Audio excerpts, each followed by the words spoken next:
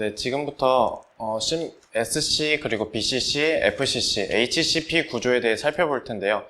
지금 제가 말씀드린 네 가지의 큐빅 구조는 가장 화학에서 가장 기초가 되는, 예를 들면 금속 같은 원자를 금속을 자세히 분석을 해서 그것에 이루어지고 있는 알맹이들이 어떻게 배열되고 있냐에 대해서 육면체 큐브로 잘랐을 경우 그 큐브에 어떻게 입자가 배열되어 있는지를 가장 잘 표현해 줄 수 있는 대표적인 구조가 다 지금 이번 강의에서 다룰 SC 그리고 FCC, BCC, HCP 구조인데요.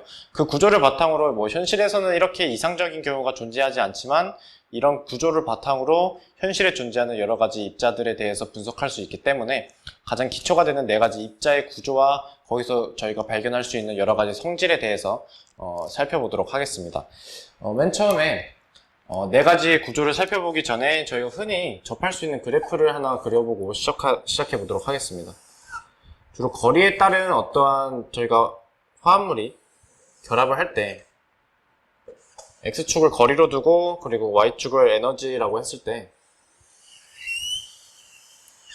그리고 거리가 무한대로 커짐에 따라서 에너지가 0으로 수렴함을 저희가 알 수 있는 이런 그래프가 있는데, 주로 저희가 알기에는 이 부분에서 결합이 생겨야 가장 안전한 구조를 갖는다라고 저희가 생각을 하고 있죠. 저희가 이미 이 정도는 알고 있습니다. 그래서 이 부분에서 생기는 거리를 R1이라 했을 때 R1이라는 거리에서 어떤 저희가 원하고자 하는 원자들이 또는 분자들이 결합을 했을 때 가장 안전한 구조를 띠고, 그 부분에 이 거리에서 결합을 한 그런 것을 저희가 분석을 해봤을 때 가장 역학적으로도 가장 안전한 구조를 띠고 있다라는 것이 여러 가지 방면을 통해서 증명이 됐다는 걸 저희가 알고 있고, 예를 들어서 R2라고 임의의 거리를 잡았을 때 이 부분에 대해서는 에너지가 가장 낮은 부분이 아니기 때문에 결합은 이루어질 수 있으나 가장 안정한 그 구조라고 저희가 말하기가 힘들겠죠. 하지만 안전하지 않다라고도 저희가 말을 하기가 힘든 게, 왜냐면 에너지가 이 부분에서 저희가 결합을 한다고 치고 이 부분에서 그렇게 멀지 않다면 그래도 형성은 될 수 있고, 그렇게 이상적인 경우가 아닌 경우가 비일비재하기 때문에 그렇게 불안정하다고 말할 수는 없지만 저희가 이렇게 표현하자면 가장 안전한 구조는 아니다라고 표현해 주는 게 맞는 것 같습니다. 하지는 않다.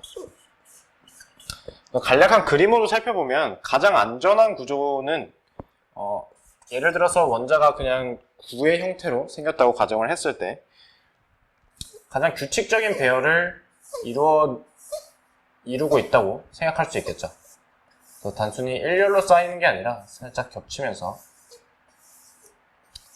지금 그림을 그리는데 조금 한계가 있어서 그렇게 자세히 그리진 않았지만 이 부분의 모든 면들이, 즉 구와 구 사이가 모두 접한다고 생각을 하시면 되고, 그 틈이 매우 가장 최소화되게, 이 구와 구 사이에 있는 그 면적이 가장 최소화되게 서로 모든 구들이 이렇게 조밀하게 뭉쳐있다고 생각하시면 되지만, 조금 이 R1이 아닌 임의의 거리를 잡아서 그 원자가 어떻게 배열되어 있는지 한번 살펴본다면 아마도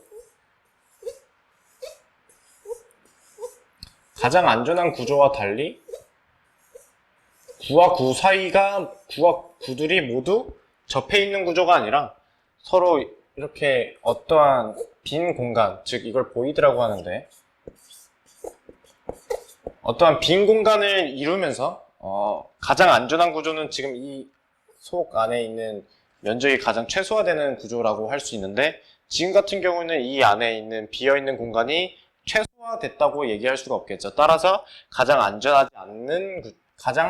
안전한 구조라고 말할 수 없는 이유가 바로 이러한 형태를 띠고 있기 때문입니다. 따라서 저희가 지금 다룰 거는 매우 이상적인 상황의 네 가지, 즉 가장 기초가 이상적인 네 가지의 구조를 살펴볼 건데, 지금 같은 경우에는 지금 이렇게 되어 있는 걸 패킹되어 있다고 생각을 하는데, 그 원자들이 구의 형태로 생겼다고 가정을 했을 때 그 구들이, 즉 원자들이 가장 패킹되어 있는, 가장 이렇게 밀집하게 다 이렇게 접하고 있는 상태를 띄고 있는 가정하에 이 구조를 살펴보도록 하겠습니다. 맨 처음에 심플 큐빅 스트럭처를 한번 살펴보도록 하겠습니다. SC라는 거는 주로 얕다라고 표현을 하는데, SC의 풀네임은 심플 큐빅. 말 그대로 가장 간단한 정육면체라고 생각을 하시면 될 것 같아요. 지금 제가 이번 강의에서 다룰 4가지의 그 원자 구조들 중에 가장 간단한 형태를 띄고 있는데, 대략적으로 그림을 그려본다면 일단 모두 큐빅이기 때문에 정육면체를 기준으로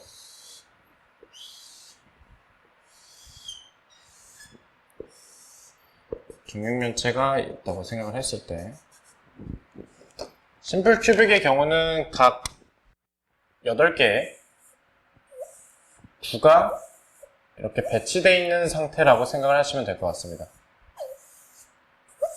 하지만 제가 아까 말씀드렸다시피 지금 저희가 다루는 것은 매우 이상적인 가장 안전한 구조를 띠고 있는 패킹 모델이기 때문에 이 사이의 면적을 가장 최소화하는 방향으로 이게 배치되어 있다고 생각을 하시면 될 것 같은데요. 지금 제가 매우 그 애텀들을 작게 그렸는데, 이거는 매우 크게 그리면 그림을 그리는데 많이 어려울 것 같아서 제가 이렇게 작게 그린 거지만, 현실적인 그림을 제대로 그리면 여기 이 면을 제가 단면적으로 2D로 바꿔서 한번 그려볼게요. 그러면 이 빨간색으로 그려진 모든 원자들이 모두 밀집되어 있는 이런 형태. 즉, 이 구들이 제가 아까 말씀드렸다시피 실제의 크기보다 매우 작게 그렸다는 걸 알 수 있으시겠죠.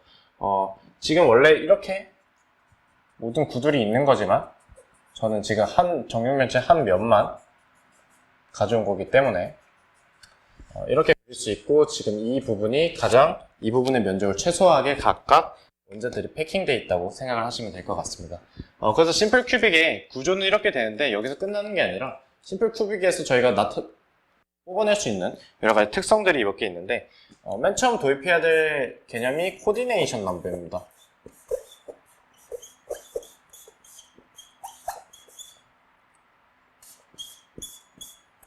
그래서 샵이라는 거는 넘버를 줄이기 위해 가끔 쓰는 말이기 때문에 코디네이션 넘버를 일일이 앞으로 이번 강의에서 넘버를 샵으로 쓰도록 하겠습니다. 코디네이션 넘버라는 것은 어떠한 중심 원자에 대해서 얼마나 가지가 연결되어 있냐를 의미를 하는데, 지금은 심플 큐빅 하나만 그렸지만 여러 개가 모여있는 심플 큐빅의 경우는 이러한 정육면체가 여러 가지 둘러싸여 있다고 생각을 할 수 있겠죠. 따라서 중심 원자라는 개념이 심플 큐빅에는 따로 존재하지 않지만, 누가 중심 원자라고 정할 수 없는 경우에는 어떠한 원자를 잡아서 해도 무방합니다. 따라서 심플 큐빅에 어떤 원자에 연결된 선수라고 생각을 하시면, 선수를 코디네이션 넘버라고 생각을 한다면, 예를 들어서 지금 이 원자를 중심으로 잡았을 때 지금 여기 하나, 여기 하나, 여기 하나, 여기 하나, 그리고 위에 하나. 그래서 총 평면상으로는 여기 하나가 더 있겠죠. 평면상으로는 4개의 원자, 그리고 수직적으로는 2개의 원자가 이 중심 원자의 기준으로 연결되어 있음을 알 수 있기 때문에 코디네이션 넘버를 구하라 했으면 심플 큐빅에서는 코디네이션 넘버가 6이고 그게 모든 원자에 대해서 동일하겠죠. 왜냐면 지금 심플 큐빅에 있어서 모든 원자는 똑같은 상황이기 때문에. 코디네이션 넘버 이외에도 APF라는 팩터가 있는데, APF라는 거는 아토믹 패킹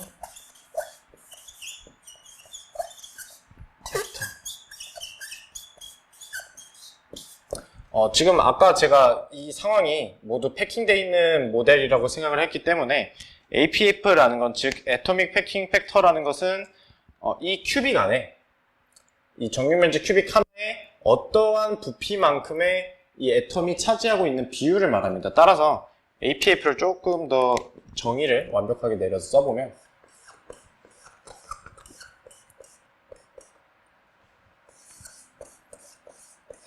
애텀의 부피를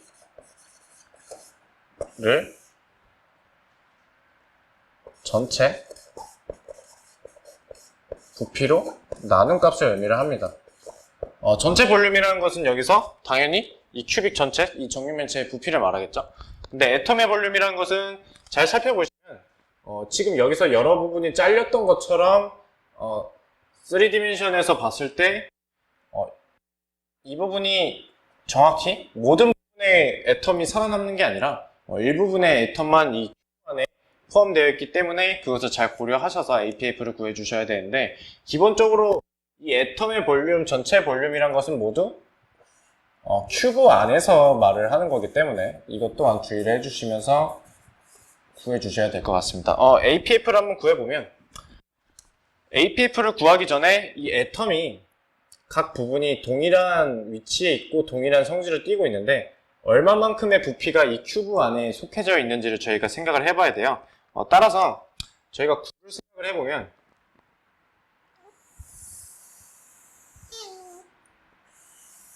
이런 구가 있다고 생각하고 여기가 중심이라고 생각을 한다면 이제 애텀이 하나 기준으로 지금 큐브가 어떻게 생겼냐면 지금 이런 형태로 자르고 있죠. 따라서 이 부분에 대한 저희가 부피를 저희가 알아야 되는데, 저희가 정육면체인 큐브로 자르기 때문에 각 90도의 각을 갖고 있겠죠.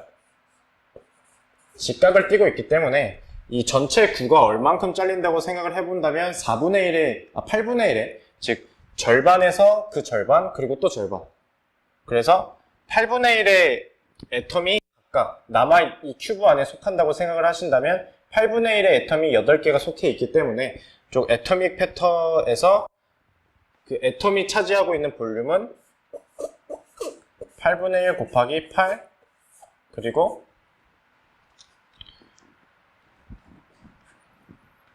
9의 부피가 되겠죠.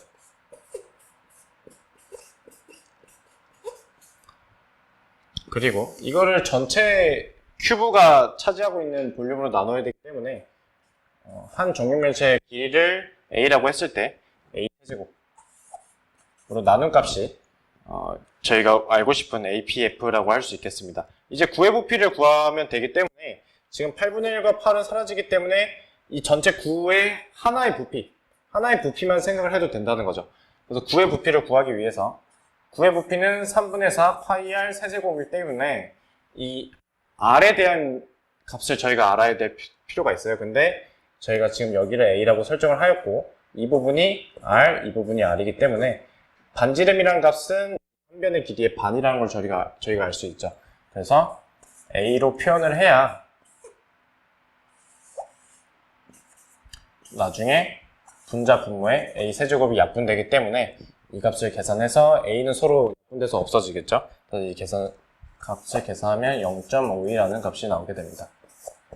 APF가 중요한 이유는 심플 큐빅이 아무리 복잡하게 생겼다 해도 이게 심플 큐빅의 구조를 갖는다면 코디네이션 넘버나 APF나 모두 똑같은 값이 뜨기 때문에 나중에 조금 이게 익숙해진다면 APF나 코디네이션 넘버로 조합을 통해서 이게 심플 큐빅 구조로 뜨겠구나 정도는 유추할 수 있는 정도가 될 수 있겠습니다.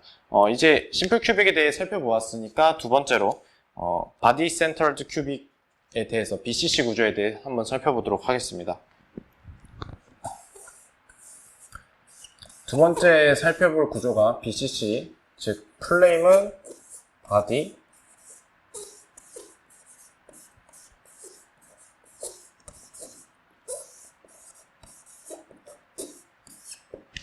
말 그대로 아까 심플 큐빅이 매우 간단한 큐빅의 형태였다면 바디 센터드 큐빅은 그 정육면체 안에 그 중앙에 무언가 중심을 잡고 있다는 의미인데, 그림으로서 먼저 나타내 본다면 가장 기초가 되는 정육면체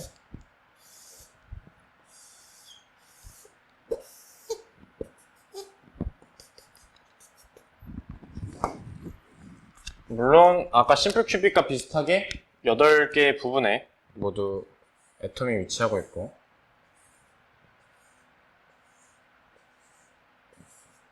이대로라면 심플 큐빅과 별로 다른 게 없겠죠. 하지만 바디 센터드 큐빅에서는 이 정육면체 정중앙에 지금 색깔을 다르게 표현을 했지만 크기는 똑같고 같은 종류의 애톰이라고 생각을 하시면 될 것 같습니다. 따라서 바디 센터드 큐빅에서 한 면에서 한 면의 단면을 떼우는 게 아니라 한쪽 면에서 바라보는 시각으로 바라봤을 때 저희가 볼 수 있는 모양은 똑같이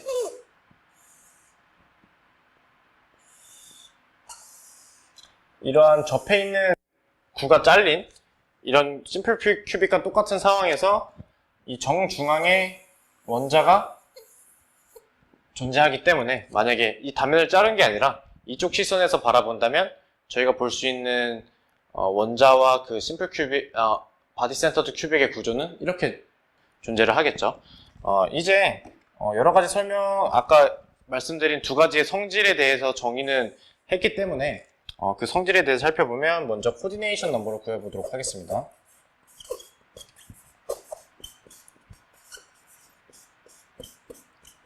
코디네이션 넘버는 어떤 원자에 대해서 그게 연결된 그 선수라고 말씀드렸기 때문에 예를 들어서 지금 이런 경우는 코디네이션 넘버가 총 이렇게 큐브가 여러 가지 연결되어 있다고 생각을 하신다면 위아래 그리고 평면상으로 다 합쳐서 8개가 나온다는 걸 충분히 아실 수 있으실 거고 그 다음으로 APF를 조금 계산을 해보면 물론 심플 큐빅에 비해서 조금 더 어려운 좀 더 복잡한 식을 띠고 있겠죠. 하지만 전체 부피는 이 정육면체이기 때문에 A 세제곱으로 동일을 하고 즉 여기서도 한 변의 길이를 A라고 저희가 생각을 하고 가겠습니다. 부피를 알아야 되기 때문에 결국 저희가 알고 싶은 건 3분의 파이 R 세제곱, 즉 구의 부피는 변하지 않지만 이 구가 몇 개가 들어가냐가 중요하겠죠. 따라서 이 구가 잘린 부분을 다 모두 포함해서 총 몇 개가 들어가느냐 봐야 되는데 심플 큐빅 같은 경우는 이 파란색 부분이 심플 큐빅과 똑같기 때문에 총 8분의 1의 애텀이 8개 들어가기 때문에 총 1개와 이 바디 센터드, 즉 바디 정중앙에 있는 애텀이 있기 때문에 총 2개가 들어간다는 걸 저희가 알 수 있습니다.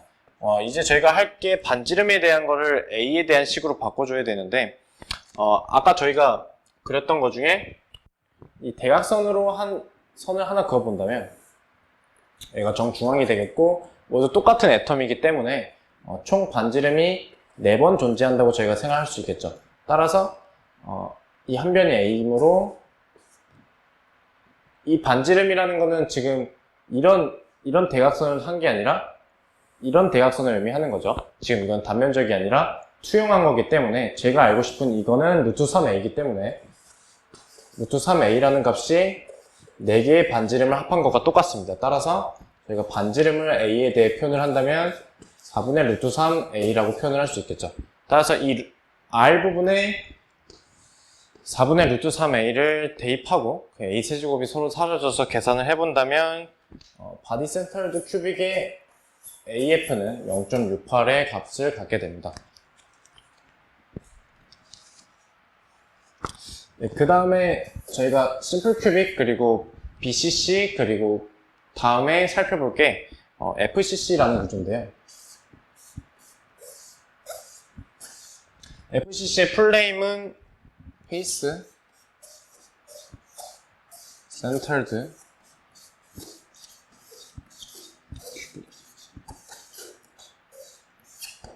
바디 센터드 큐빅과 페이스 센터드 큐빅의 차이점은 페이스의 중앙에 있느냐 또는 BCC의 경우는 그 바디 정중앙에 있느냐의 차이인데 페이스라는 것은 기하에서 면을 의미하기 때문에 그림으로서 먼저 살펴보면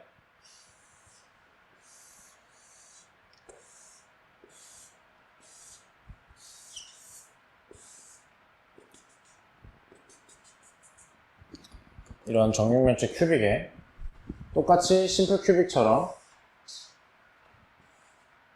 8분의 1의 애텀이 8개가 존재하고 여기서 추가적으로 바디 센터드와 다른 점은 이 바디, 즉 이 볼륨 전체 정중앙에 애텀이 있는 게 아니라 각 면에 대해서 하나씩 존재를 한다는 거죠. 총 그래서 이게 지금 2D라서 평면이라서 조금 이해하시기 어려울 수도 있겠지만 잘 생각해보면 어떤 면에 대해서 한 면만 있다고 생각을 해봤을 때 즉 이 면을 떼온다고 생각을 해봅시다. 그렇다면 지금 빨간색으로 표현을 했으니까 어떠한 구가 지금 반만 잘려져 있는 상태라고 생각을 하시면 될 것 같아요. 그리고 그와 동시에 심플 큐빅과 마찬가지로 여기에 애텀이 8분의 1만큼 잘려있는 형태로 들어가 있다고 생각하시면 여기는 지금 2분의 1의 구가 잘려 들어간 형태죠. 그래서 이게 정육면체이기 때문에 각 면에 적용돼서 총 6개가 존재를 한다고 생각을 하시면 될 것 같습니다. 따라서 이게 6개가 존재하기 때문에 총 3개가 들어가고 이 부분은 8분의 1이 심플 큐빅과 마찬가지로 하나가 들어가기 때문에 총 이 큐브 안에 들어가 있는 애텀의 전체적인 볼륨은 3분의 4 파이 r 세제곱, 즉 애텀의 볼륨에 곱하기 4를 해준 게 되겠죠. 그래서 먼저 코디네이션 넘버를 먼저 구해보면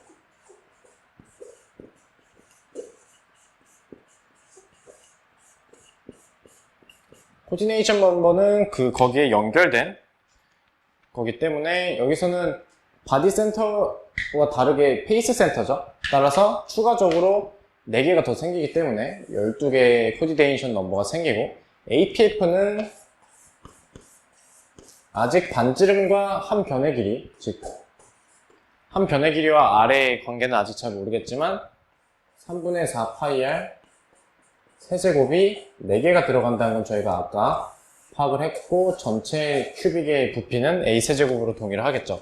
이제 반지름과 A의 관계만 알아내면 되는데 이것의 단면을 펼쳐서 살펴본다면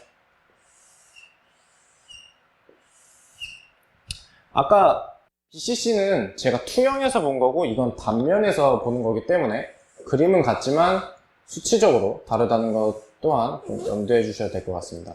따라서 이 구조는 지금 이 면을 그대로 단면으로 가져온 거기 때문에 저희가 이 변을 그대로 A라고 할 수 있고 이게 반지름이 4개가 합쳐진 것이라고 생각을 할 수 있겠죠. 따라서 여기서 저희가 얻을 수 있는 결론은 A는 루트 2A, 즉 정사각형의 대각선의 길이는 4R과 똑같다. 따라서 R은 4분의 루트 2A이기 때문에 이 값을 저희 APF 저희가 세워놓은 공식에 하면 A세제곱이 사라져서 저희가 얻을 수 있는 APF 값은 0.74를 얻을 수 있습니다. 추가적으로 HCP에 대해 알아보도록 하겠습니다.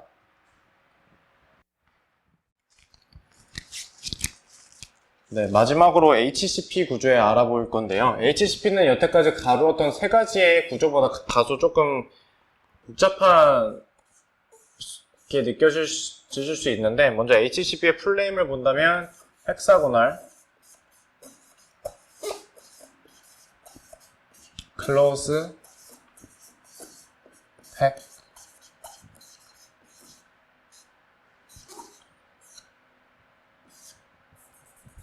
라고 보시면 될 것 같습니다. 헥사고널이라는 얘기가 나왔으니까 뭐 육면체에 대한 얘기가 나오겠죠. 먼저 그림으로서 살펴본다면 정육면체가 있고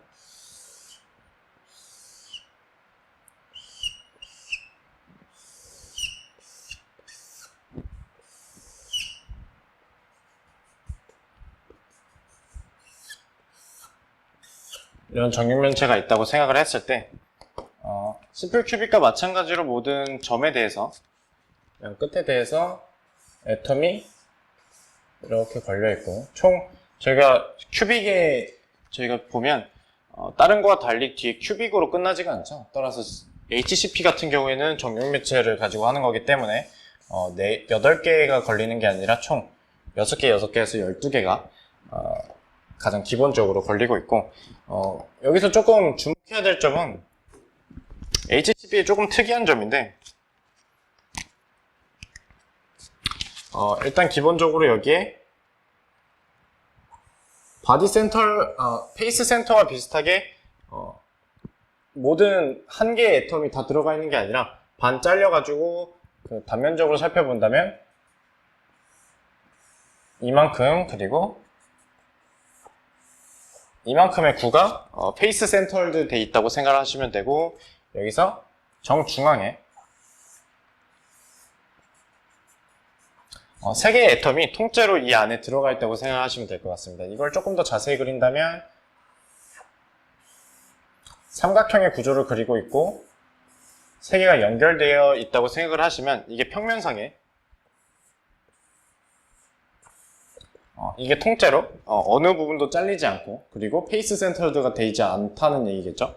그 상태로 이 육면체에 들어가 있다고 보시면 총 종류가 세 가지가 되겠죠. 페이스 센터드 돼 있는 이 구와 그리고 끝에 심플 큐빅처럼 이렇게 달려있는 12개의 구와 그리고 3개가 그냥 바디 센터드 돼 있듯이 3개가 그대로 삼각형의 구조를 띠면서 안에 들어가 있는 형태가 바로 HCP 구조인데 다소 복잡할 수도 있지만 HCP는 매우 기본이 되고 여러가지 징크 플랜트나 뭐 여러가지 구조로 변형될 수 있기 때문에 알아두시는 게 좋을 것 같습니다. 먼저 코디네이션 넘버를 구해보면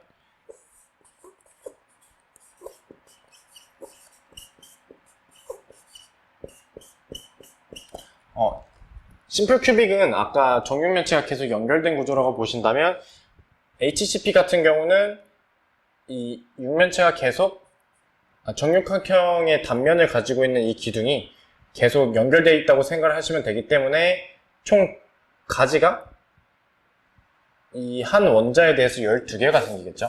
왜냐면 6개, 6개 이렇게 앞뒤로 그리고 양옆으로 생기기 때문에 가장 중요한 APF를 살펴보면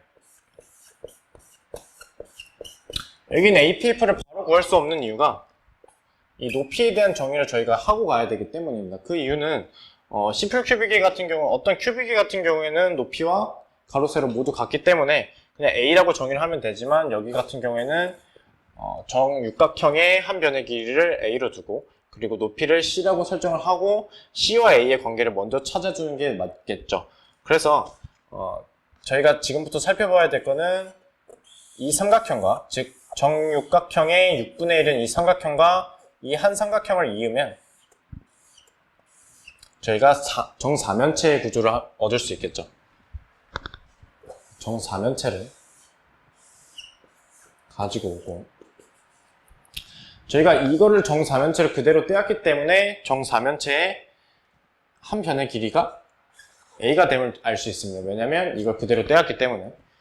근데 정사면체의 특성 중에 꼭지점 가장 높은 점에서 밑에 수선의 발을 내리면 이 밑면에 대해서 무게중심에 떨어진다는 걸 저희가 기본적으로 알고 있죠. 따라서 여기서 수선의 발을 내린 이 직각삼각형을 따로 떼었을 때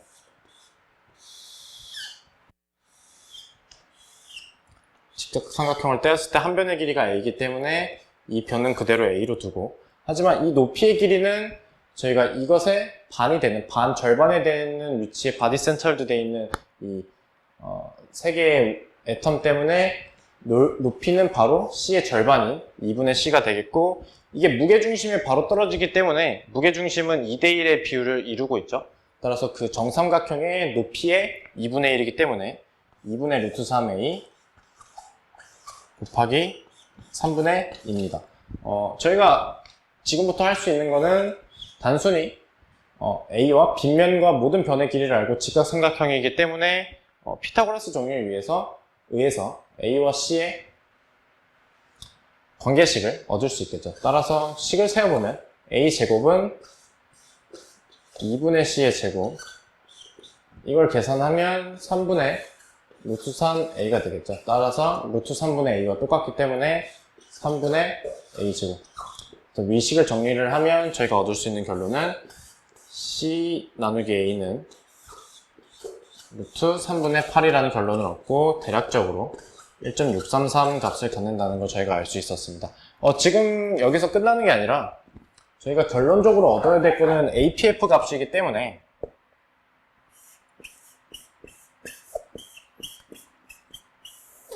APF 값을 걷기 위해서는 이 전체 부피에 대해서 애텀이 얼마나 부피를 차지하고 있냐 이거죠.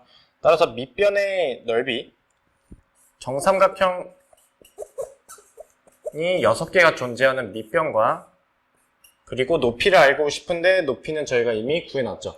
따라서 C를 쓰기 전에 루트 3분의 8 A. 그래서 이 정육각형을 한 밑변으로 갖고 있는 기둥의 부피를 저희가 구할 수 있었고, 총 애텀이 몇 개 들어가냐를 알기 위해서 3분의 파이 R 세제곱 곱하기 몇 개가 들어가냐를 알기 위해서 세보면, 이게 총 아까는 8분의 1만큼 포함되어 있었지만 지금은 육각형이기 때문에 12분의 1을 차지하고 있는 것이 12개가 존재를 하고, 그리고 바디에 센터되어 있는 3개, 그리고 페이스에 센터되어 있는 2개이기 때문에 2분의 1 곱하기 2. 따라서 이걸 계산을 해보면 6개가 총 속해 있다는 걸 저희가 알 수 있겠죠. 그래서 6개. 그리고 R을 A에 대한 식으로 바꿔야 되기 때문에, 하지만 저희가 이게 지금 패킹되어 있는 상황이기 때문에 A는 2R이라는 걸 알 수 있겠죠, 바로. 왜냐면 지금 이게 서로 맞닿아 있고 한 변과 한 변 사이에 반지름이 2개가 들어가 있으니까. 따라서 이 R 대신에 2분의 A 값을 넣어주면 자연스럽게 여기서 A제곱 A 그리고 위에 A 세제곱이 사라져서 저희가 얻을 수 있는 상수값을 얻을 수 있겠죠. 따라서 저희가 HCP에서 얻을 수 있는 APF는 0.74라는 gat을 얻을 수 있게 됩니다. 따라서 지금 SC, BCC, FCC, HCP까지 코디네이션 넘버와 그리고 APF 값을 알아보고, 조금 복잡한 경우가 HCP였죠. 그래서 HCP 같은 경우에는 조금 숙지해 두시면 많은 도움이 될 것 같습니다. 지금까지 가장 기초되는 구조에 대해서 설명해 드렸습니다.